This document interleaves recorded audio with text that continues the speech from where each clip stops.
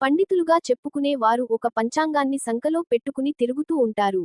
ఆ పంచాంగంలో వ్యక్తుల భవిష్యత్తు ఎలా ఉండబోతుందో పిచ్చి లెక్కలు వేసి చెప్తారు.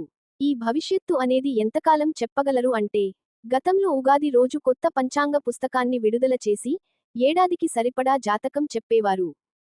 ఏడాది మొత్తం ఒక్కసారి చెప్పేస్తే ఆ తర్వాత ఉపాధి కరువు అవుతుందని, వార ఫలాలు, దిన ఫలాలు, గంటల ఫలాలు అంటూ కొత్త కొత్త పద్ధతులు మొదలుపెట్టి పంచాంగం లేదా జాతకాల వ్యాపారాన్ని వృద్ధి చేసుకున్నారు. ఈ జాతకాల వ్యాపారంలో నైపుణ్యం సంపాదించిన వారి మాటలు ఎలా ఉంటాయో ఈ ప్రముఖ మత ప్రబోధకుని మాటల్లో వినండి. అందులో మీరు ఎప్పుడైనా చూడండి, ఆ వార ఫలాలు చూస్తే మీకు ఒకటే అనుకూలమైన వార్త వింటారు. వారం రోజుల్లో అనుకూలమైన వార్త ఒకటైనా ఉండదండి. ఏంటంటే జాతకాన్ని చెప్పడం నా తలకాయ, ఎవడని చెప్తాడు దాన్ని. ఇష్టదైవాన్ని స్మరించాడు, అది ఏం చెప్పేది మనం స్మరించబేట ఆ విషయం.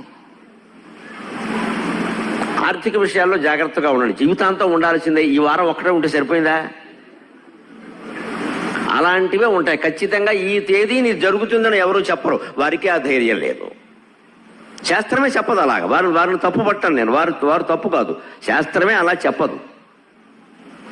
ఏ రోజు ఏం జరుగుతుందో గీతల కొట్టి ఎక్కడ రాసి ఉండదు. అది మన అజ్ఞానం, అపార్థం అంటే అదే. మిత్రులారా, దయచేసి సబ్స్క్రైబ్, లైక్, కామెంట్, షేర్ చేయండి.